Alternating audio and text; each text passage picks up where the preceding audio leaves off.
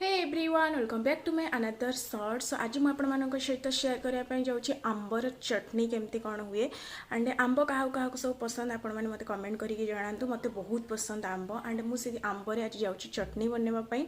सो चलतु आम मैंने प्रोसेस देखा। मुझे आंब नहीं आसी एंड यही आंबर आम मैंने चटनी बनवा मुझे आपण सहित टू टाइप्स चटनी शेयर करी सब भल भाव आपने देखूँ। तो मुझे आंब को भलसे वाश कर कट कर गोटे ग्राइंडिंग जार रिफिल कर सहित मुझे आड कर नड़िया लंका कंचा लंका लुण ता सहित जदि आंब बहुत खट्टा अच्छी तो चीनी भी ऐड करेंगे एंड जो मैंने भी नड़िया चाहूना से स्किप करेंगे एंड जो मैंने भी स्पाइस चाहूना से भी स्किप करेंगे बट चटनी रे एक्चुअली राग रहिले से बहुत बढ़िया लगे।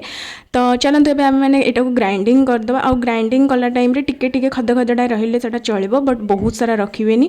तो मुझे पलि आसी ग्राइंडिंग करने ग्राइंडिंग कर सारा पर चटनी आमर डन एथिरे किसी काम करिवार नहीं। जदि आपण मैंने चटनी को जारिबा पई चाहूचंती ताहले सेथिरे कौन करिवे ना कड़ाई रे अल्प सोरिष तेल ता सहित जीरा नहीं जाए आउ जो चटनी आपण मैंने ग्राइंडिंग करते से चटनी को भितर आड करेंगे। आउ हाँ जो मैंने चटनी को जारिबा चाहूँगी आपण मैंने ग्राइंडिंग कला बेले किसी भी चीनी हेरिका आड करेंगे जो जारिबे से चीनी किंबा गुड़ आड करेंगे।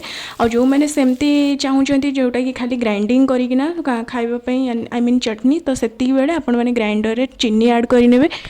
तो ये आम गुड़ को चटनी सहित भलसे मिक्स करनवा कहीं गुड़टा मेल्ट होगापी टे टाइम लगे आ चीनी पकड़े तो बहुत जल्दी से मेल्ट हो कि टाइम आई मीन 5 मिनट आम मैंने निआरे को रखा चटनी को तापर आम चटनी पूरा रेडी आउ थे आपण मैंने ट्राए करूँ एक्चुअली एमती जारिकी चटनी खावाई देखिए आपण मन बहुत ही बढ़िया लगे टेस्ट भी बहुत बढ़िया आसे एंड ये चटनी को आपण मैंने बहुत दिन जाके रिस्टोर करके भी रखिपारे फ्रिज रे खराब भी हेनी आउ थे आपण मैंने मस्टली ट्राए करूँ एक्चुअली बहुत ही टेस्टी लगे ये जारिकी चटनी खाइबारे माने जेमती ग्राइंडिंग करके खाऊचंती ताठू एटा बहुत टेस्टी लगे। तो मोस्टली आपण माने थरे ट्राए करंतु एंड ट्राए कला पर आपण मानु केमती कोन लागला मते कमेंट करके आपण माने रिव्यू भी जणाई देबे। तो मु एठी दुईटा चटनी नै कि पळे आछि टेस्ट करिया पे आपणक सामने रे एठी मु फास्ट टेस्ट करछि जो चटनी हम माने जारी थिले तो यहाँ खाइला परे मते बहुत ही टेस्टी लगिला पूरा यम्मी यम्मी। तापरे मुझे नहीं जोटा मैंने खाली ग्राइंडिंग करते जो चटनीटा सेटा एबे टेस्ट करुँची तो सेटा भी ठीक ही थिला भल थिला एमती नुहे जो बहुत खराब थिला। तो बट जारिबा चटनी ठू ताकू मुझे कम मार्क देवी आई मीन जारिबा चटनी को मुझे देवी 10 आउट ऑफ 9 एंड ग्राइंडिंग चटनी को मुझे 10 आउट ऑफ 8। सो मोस्टली आपण मैंने घरे रेसिपीटा ट्राए करूँ। सो या that's it for the day follow for more see you in the next video.